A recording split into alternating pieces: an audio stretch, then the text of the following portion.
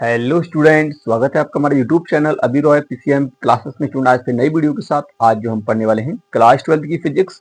और क्लास 12 की फिजिक्स विषय के अंतर्गत एक मोस्ट इंपोर्टेंट टॉपिक लेके चल रहे हैं जिसका नाम है प्रत्यावर्ती धारा परिपथ की शक्ति। प्रत्यावर्ती धारा परिपथ की शक्ति क्या होती है और शक्ति गुणांक क्या होता है, बोर्ड एग्जाम में से प्रश्न बन जाता है। ये प्रश्न आपका बड़े अंक में बनेगा, इसलिए इस प्रश्न को अवश्य तैयार करें। ठीक है स्टूडेंट, बहुत ही आसान तरीका से इस टॉपिक को आपको कवर कराया जाएगा, बस वीडियो के एंड तक बने रहिए। वीडियो को पूरा देखिए, तभी आपको ये टॉपिक जो है वो क्लियर तरीका समझ में आएगा। ये बहुत ज्यादा इंपॉर्टेंट टॉपिक है, मैं केवल उन्हीं प्रश्नों करा रहा हूँ जो बोर्ड के लिए सबसे ज्यादा इंपॉर्टेंट है।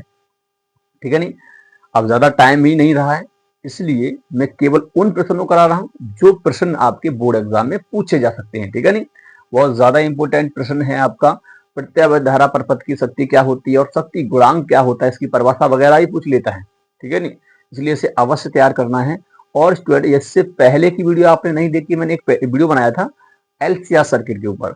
एलसीआर सर्किट क्या होता है वो आपका बोर्ड एग्जाम 5 अंक का देखने के लिए मिलेगा, तो जाकर के उस वीडियो को भी देख लीजिए ताकि आपको वो भी टॉपिक क्लियर हो जाए। ठीक है स्टूडेंट, तो आज की वीडियो हम देखने वाले हैं प्रत्यावर्ती धारा परिपथ की शक्ति क्या होती है और शक्ति गुणांक क्या होता है। ठीक है, बहुत ही आसान शब्दों में इसको क्लियर करेंगे, अपनी भाषा में इसको पढ़ेंगे। ठीक है, बस वीडियो के एंड तक बने रहिए। और स्टूडेंट, यदि आप हमारे चैनल पर नए हैं तो चैनल को सब्सक्राइब कर दीजिए, बेल आइकन को प्रेस कर ऑल पे जाकर क्लिक कर दीजिए ताकि ऐसे ही वीडियो की नोटिफिकेशन आपको मिलती रहे। तो चलते स्टूडेंट वीडियो को स्टार्ट करते हैं। चलिए स्टूडेंट, बात करते हैं प्रत्यावर्ती धारा परिपथ में शक्ति तथा शक्ति गुणांक। सबसे पहले हम बात करेंगे प्रत्यावर्ती धारा में परिपथ जो होता है उसकी शक्ति क्या होती है। अब देखिए, परिपथ होते क्या है, परिपथ का मतलब समझते हो जिसमें धारा अपना गमन करती है जिस पथ पर। ठीक है नहीं, अब देखिए कई परिपथ होते हैं, आर सर्किट होता है इंग्लिश में बोलते हैं इसे। ठीक है नहीं, आर सर्किट यानी आर परिपथ। एल परिपथ कहने का मतलब यह है कि मैंने जब श्रेणी एलसीआर सर्किट पढ़ाया था तो उसमें मैंने समझाया था आपको कि यानी कि आर परिपथ क्या होता है, एल परिपथ क्या होता है। यानी कि आर परिपथ वो परिपथ होता है जिसमें केवल क्या लगा हो, ओमिक प्रतिरोध लगा हो, ओमीय प्रतिरोध यानी।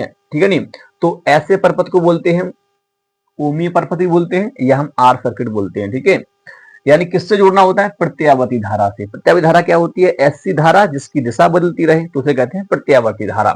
ठीक है नहीं, तो ऐसी धारा जिसकी दिशा बदलती है तो उसको कहते हैं प्रत्यावर्ती धारा। हमारे घर में जो लाइट आती है, बिजली जो आती है, इलेक्ट्रिसिटी आती है, वो प्रत्यावर्ती धारा होती है। कौन सी होती है, प्रत्यावर्ती धारा।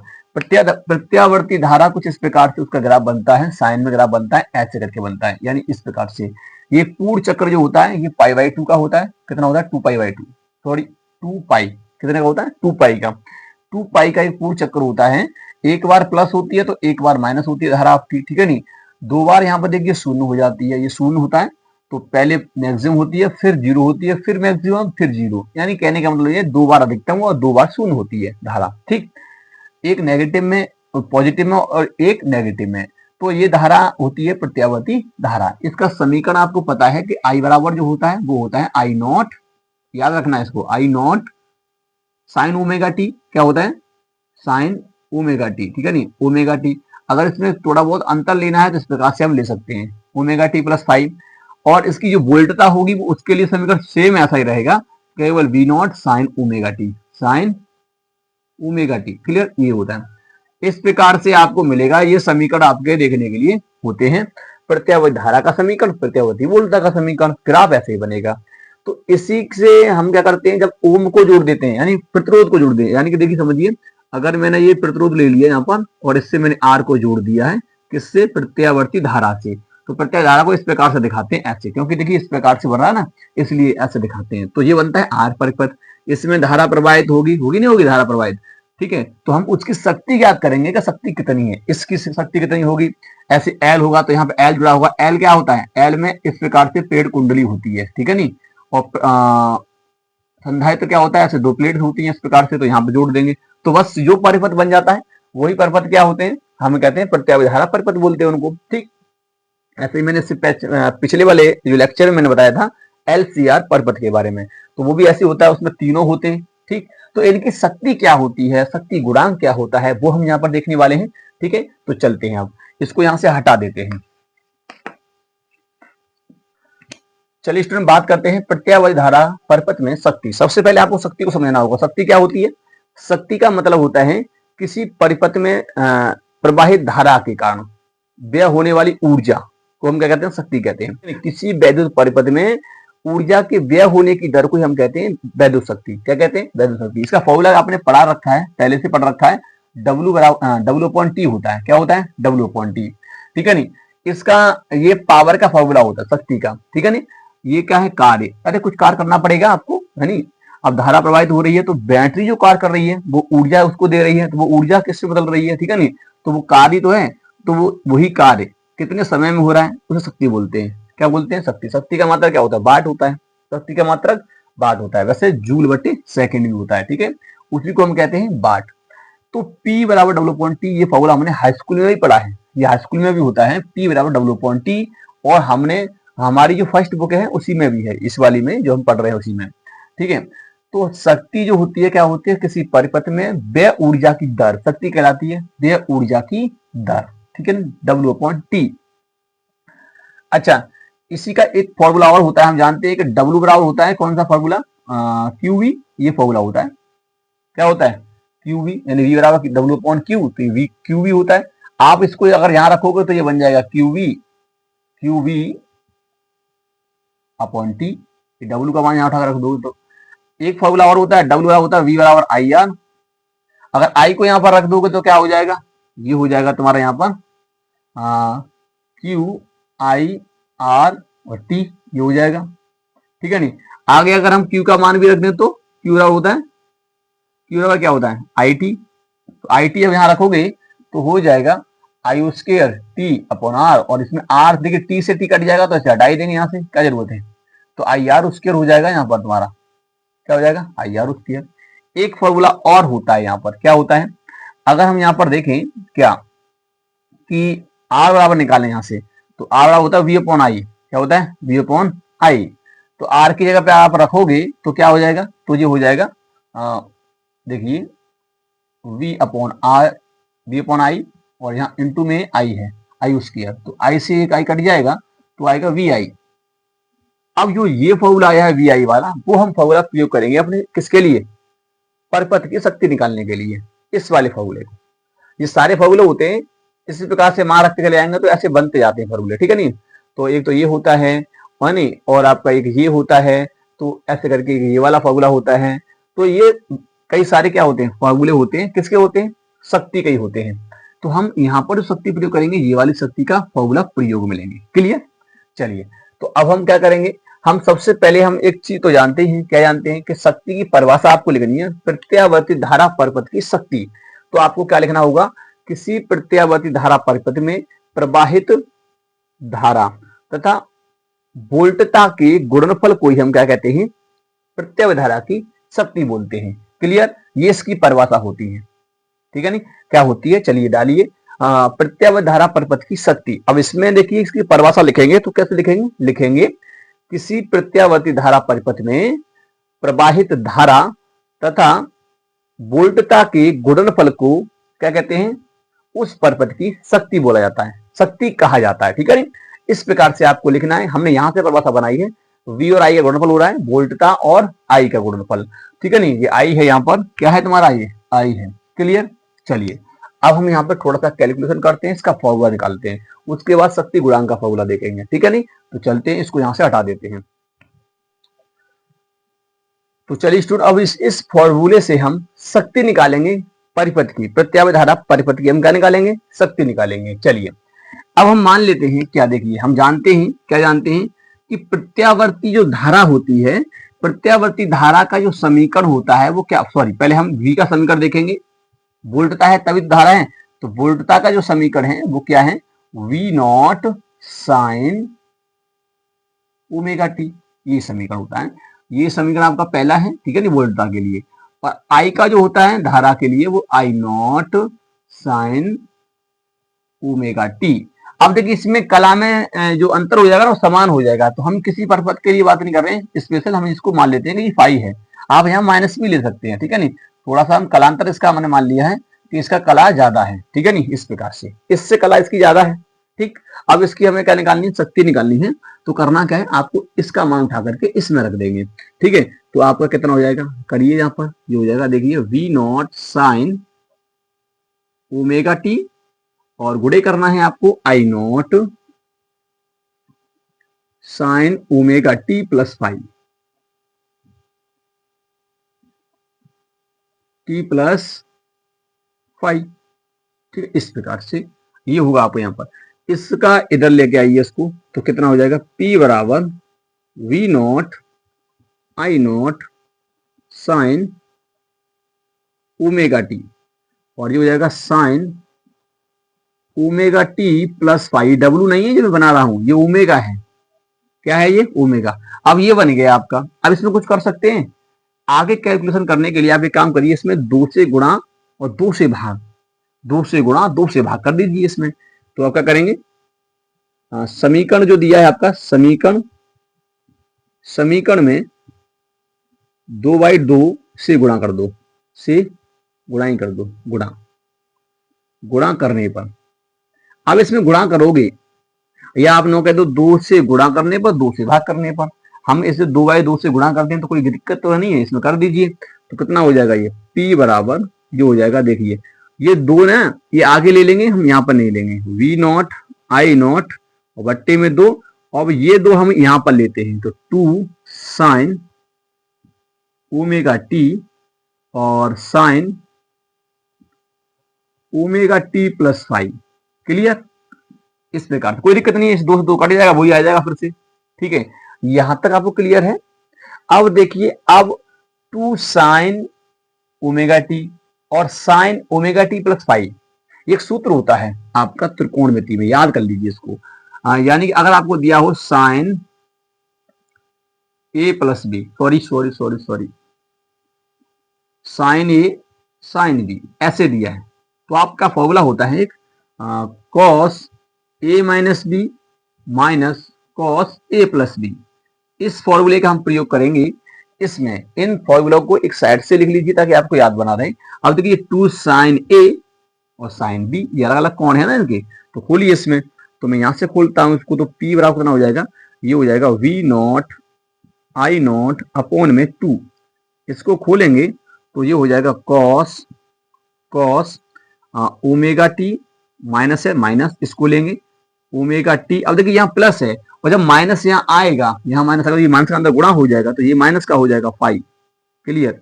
और यहाँ बीच में माइनस भी है, कॉस, अब भी प्लस होगा यहाँ पर ओमेगा टी प्लस 5। क्लियर? यहां से देखेंगे तो ये कट जाएगा, माइनस प्लस है। P बराबर V naught I naught upon 2, यहां से कितना हो जाएगा, ये हो जाएगा कॉस -5 और माइनस ये हो जाएगा कॉस, ये हो जाएगा 2 ओमेगा टी प्लस 5। क्लियर? केवल इन दोनों को जोड़ दिया है। अब देखिए कॉस -5 हो या कॉस माइनस थीटा हो तो वो कॉस थीटा हो जाता है, ये होता है। अगर ऐसे दिया हो कॉस माइनस थीटा तो वो हो जाएगा कॉस थीटा। क्लियर? इस प्रकार से अब ऐसे इससे यहां पे कर देना है, तो ये कितना हो जाएगा जी, P बराबर हो जाएगा V naught I naught upon में 2, ये हो जाएगा कॉस 5। क्लियर? और ये minus cos 2 omega T plus 5, इस प्रकार से। अब देखिए, अगर हमें यहाँ पे इसका औसत निकालना होगा ना, किसका, पावर का, इस शक्ति का औसत चाहिए, तो औसत शक्ति के लिए एक पूर्ण चक्र की बात होगी। एक पूर्ण चक्र यानी कि मैंने बताया था कि जब यहां से एक पूर्ण चक्र होगा ना, तो इस प्रकार से जब 2 पाई हो जाएगा, कितना हो जाएगा 2 पाई, 2 पाई पे जाकर के धारा पहुंचेगी तो उसे औसत बोला जाएगा, यानी पूरी शक्ति, है ना। तो इस कंडीशन में यहाँ ओमेगा जो है दिखाई दे रहा है, ओमेगा, इसकी जगह पर आप कितना मान रखोगे, 2 पाई बाई टी, पूरे समय में 2 पाई बाई टी, ओमेगा का वैल्यू कितना होता है 2 पाई अपॉन टी, तो यहाँ पर रख दोगे, तो रखोगे तो इसका जो औसत पूरा आएगा ना, वो कितना आएगा, वो आएगा 0। कितना आएगा 0, खुद देख लीजिए, आधे चक्कर में 0, दूसरे में भी एक प्लस एक माइनस, जोड़ेंगे कितना आएगा 0 ही तो आएगा। इसलिए पूर्ण चक्र के लिए जो इसका मान होता है वो 0 होता है। तो यहाँ पे हम बात करेंगे और कौन सा, औसत शक्ति के लिए, तो यहाँ जान लिखेंगे अब औसत शक्ति बराबर औसत शक्ति, औसत शक्ति की बात करेंगे तो इस पे क्या करना है, या तो देखिए ऐसे करके 2 तीर लगा दिया, ऊपर से एक ऐसे बार खींच दिया, या लिख दीजिए औसत, तो इसको हम कर देंगे तो ये कितना हो जाएगा। देखिए इसको हम ले सकते हैं क्या, वी नॉट आई नॉट को मैं क्या ले सकता हूं, मैं ऐसे लिख दूं तो इसको यहां से हटाते हैं, कोई दिक्कत नहीं होगी। रूट के अंदर 2 गुड़े आई नॉट रूट के अंदर 2 ऐसे लिख दूं। अरे रूट का रूट में गुणा होगा 2 ही आ जाएगा, कोई दिक्कत नहीं होगी। और इसका तो एक पूर्ण चक्र की बात चल रही है यहाँ पे, औसत शक्ति एक पूर्ण चक्र, एक पूर्ण चक्र, एक पूर्ण चक्र, तो ये 0 हो जाएगा। जब ये 0 हो जाएगा तो केवल यहाँ बचेगा cos फाइव, बचेगा नहीं बचेगा cos फाइव।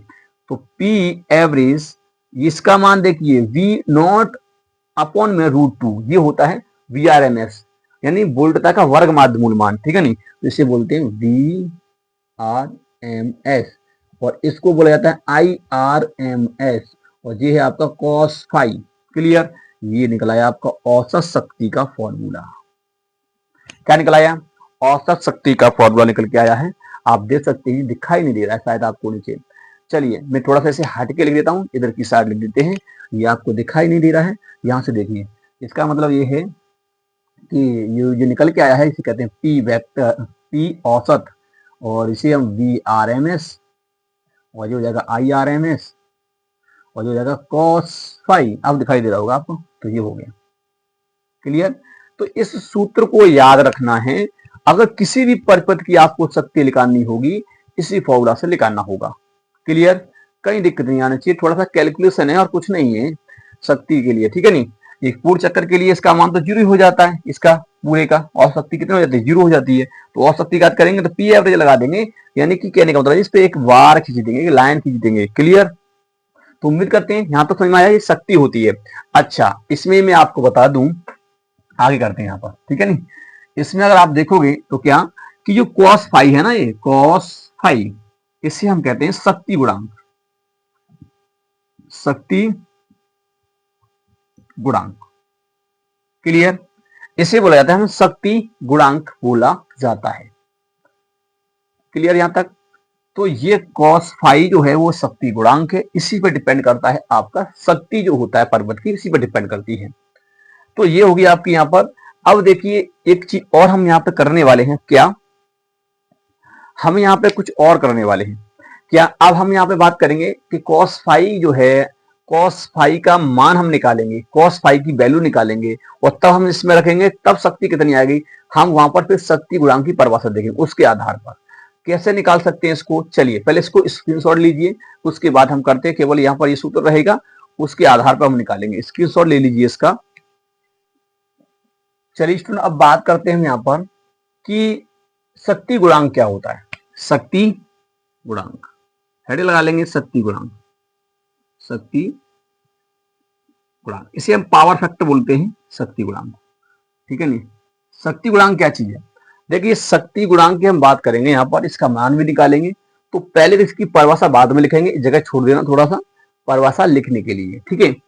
और हम पहले यहाँ पे निकालेंगे इसका मान, वैल्यू निकालेंगे, गणितीय कैलकुलेशन से करेंगे हम। देखिए जब शक्ति गुणांक का हमें मान चाहिए होता है ना, तो हम कुछ ऐसे सर्किट लेते हैं जिसमें हम tan फाइव लगा सकें, tan फाइव निकाल सकें। क्या निकाल सकें, tan फाइव। तो ऐसे सर्किट कौन से हैं जिनमें हम tan फाइव ले सकते हैं, तो ऐसे सर्किट आपको मिलेंगे कौन कौन से, मैं बता देता हूं आपको। यानी कि देखिए सिंगल सर्किट में तो नहीं हो सकता, डबल सर्किट जितने भी होंगे उसमें मिलेगा आपको। जैसे tan फाइव आपको निकालना है तो आपका मिलेगा, जैसे सर्किट होता है, मैं आपको यहाँ बता देता हूँ सर्किट कौन सा होता है। हाँ जैसे मैं इधर साइड से बता देता हूँ, जैसे LC सर्किट हो जाता है, LR सर्किट हो जाता है, ठीक है नहीं। और भी आपका सर्किट मान लीजिए जैसे ये हो गया, और LR हो गया, LC हो गया, ठीक है नहीं। L और एक और सर्किट होता है जैसे CR सर्किट होता है, इसमें भी हम निकाल सकते हैं, CR सर्किट में निकाल सकते हैं, LR सर्किट में निकाल सकते हैं, LC सर्किट में निकाल, जिसमें tan फाइव हम निकाल सकें, tan फाइव लगा सकें, ठीक है ना। तो देखिए हम इसमें से एक सर्किट कोई लेते हैं, हम यहाँ सर्किट लेते हैं परिपथ LR परिपथ लेते हैं हम, LR परिपथ, परिपथ।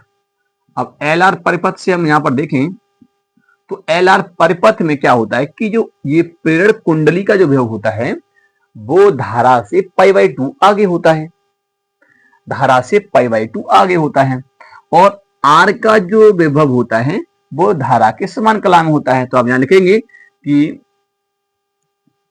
VL का विभव, VL का विभव, VL का विभव धारा से π/2 आगे होता है, परंतु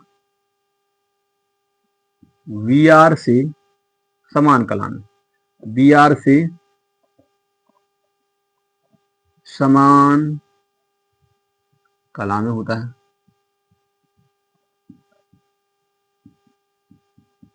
क्लियर? ये लाइन तो आपको लिखनी पड़ेगी। अभी मैं बताऊंगा इसकी परिभाषा किस प्रकार से लिखना है।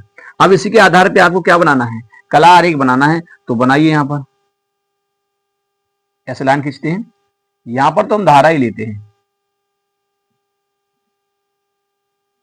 यहां हम क्या लेते हैं, धारा। अब देखिए इसका कला आरेख बनाना है हमें।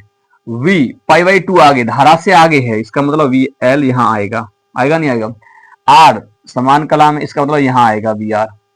इसका मतलब ये कि अब हमें इसका परिणामी चाहिए, तो यहाँ पर एक लाइन खींच देते हैं इस प्रकार से। तो यहाँ पर हम एक फाई बोलते हैं, tan फाई, इसलिए हम कहते हैं इसको यहाँ पर tan फाई निकाल लेंगे। इसमें एक लंब खींच दीजिए इस प्रकार से। अब बन गया ना, बनेगा त्रिभुज यहाँ पर। अब इस त्रिभुज में आप tan फाई लगा सकते हैं।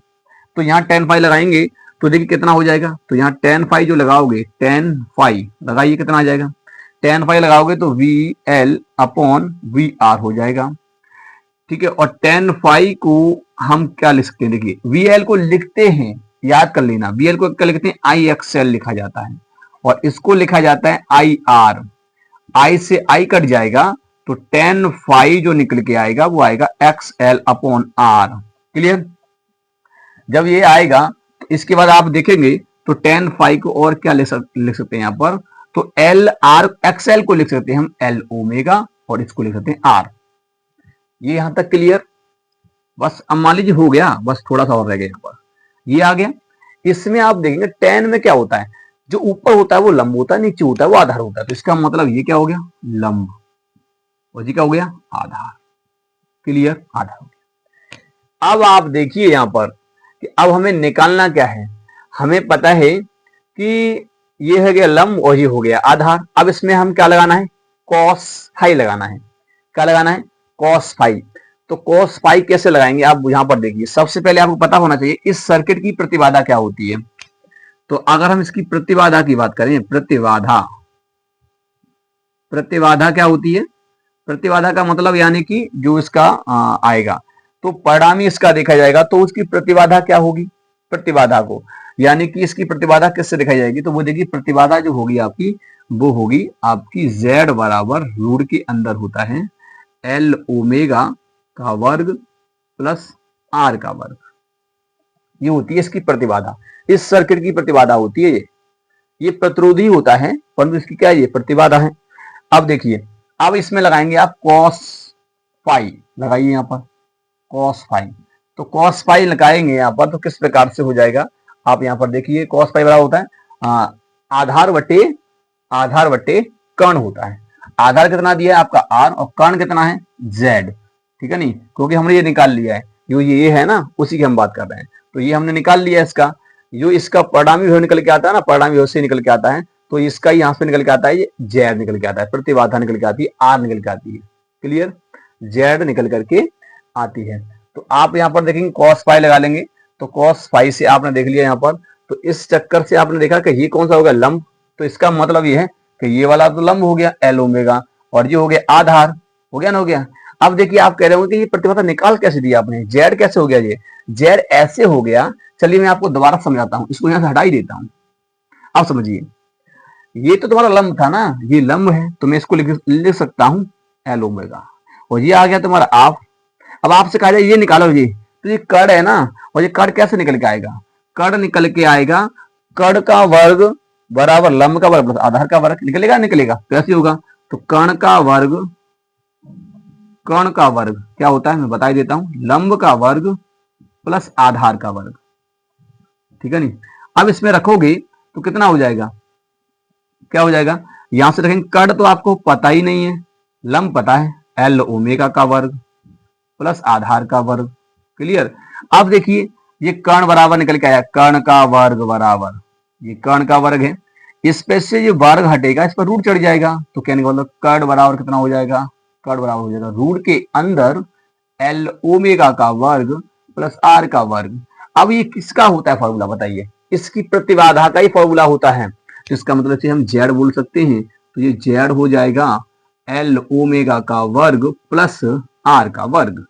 अब यहाँ पर तुम्हारा निकल के आया, तो इसका मतलब ये जो निकल के आया ना वो जेड है, ये जो निकल के आया वो जेड हो जाएगा। क्लियर। अब इसी में आप लगा देंगे कॉस फाई, अब कॉस फाई का मान निकालना है, कॉस फाई तो इसी में लगाइए, तो क्या होता है आधार बटे कर्ण, तो आधार है आपका आर और कर्ण कितना है आपका जेड, तो ये हो गया यहाँ पर आपका। अगर इसका फॉर्मूला यहाँ पर रखना चाहें तो रख दीजिए आर की जगह पर, यहां तक आपका कॉस फाई का वैल्यू निकल आया, यानी कि शक्ति गुणांक का मान निकल के आया है। क्लियर। उम्मीद करते हैं आपको समझ में आया होगा कि किस प्रकार से किया हमने। इसमें से देखिए शक्ति गुणांक निकालना है, तो शक्ति गुणांक के लिए हमें किसी एक परपथ को लेना पड़ेगा जिसमें हमें tan फाई निकालने, ठीक है नहीं, तो tan फाई इससे भी निकाल लेंगे, इससे भी निकलेगा, इससे भी, इनसे सबसे निकल आएगा, ठीक है नहीं। तो इसमें हम क्या करेंगे, इसका हमने मतलब जो कथन है वो लिख दिया कि VL का विभव जो होता है धारा से पाई बाई 2 आगे होता है, तो ये आगे होता है धारा से पाई बाई 2, देखिए यहाँ से लेके यहाँ तक है ना, और धारा और जो प्रतिरोध होता है उसका वो समान कलाम होता है धारा के, तो यहाँ पर हम tan फाई लगा सकते हैं। अब इसमें देखिए tan फाई लगाया आपने तो VL अपॉन VR हो गया, काट पीट के इस प्रकार से आया, L ओमेगा अपॉन R आया।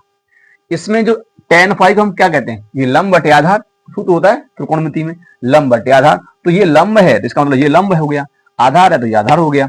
अब ये निकालना है आपको, ये कर्ण, तो कर्ण निकालना है तो प्रतिबाधा बोलेंगे, अब प्रतिबाधा निकाल रहे हैं सिंपल, तो कर्ण का वर्ग बराबर लंब का वर्ग प्लस आधार का वर्ग, कर्ण बराबर, एक काम करते हैं इसको यहाँ से हटा ही दें, कोई बात नहीं, इसमें आपने जो है प्रतिबाधा निकाला है हमने, वो प्रतिबाधा निकल के आई, कर्ण का वर्ग बराबर लंब का वर्ग प्लस आधार का वर्ग, कर्ण का वर्ग बराबर हो जाएगा आपका लंब कितना दिया है, लंब ये दिया है, आधार ये दिया, इसका वर्ग कर दिया, इस पे से वर्ग हटेगा, इस रूट चढ़ जाएगा, चढ़ गया, इसको जेड बोलते हैं, इसको क्या बोलते हैं जेड, ये हमने पढ़ रखा है, जेड का मान होता है ये, तो ये जेड होगा, इसका मतलब ये जेड है, और जेड आया तो अब आप जानते हो कॉस फाई लगाइए इसमें, तो आधार बट्टे कर्ण होता है, तो आधार ये है, कर्ण ये हो गया, यहाँ तक निकल आया। अब इसको उठा के चाहे आप यहां रखिए, हो जाएगा। अब देखिए, अब इसकी परिभाषा लिखेंगे, क्या लिखेंगे, यहां से लिखेंगे, तो लिखेंगे किसी वैद्युत परिपथ में, क्या लिखेंगे, किसी वैद्युत परिपथ में लगे, किसी वैद्युत परिपथ में लगे प्रतिरोध, ओमीय प्रतिरोध का प्रतिरोध तथा उस परिपथ की प्रतिबाधा के अनुपात को शक्ति गुणांक कहा जाता है।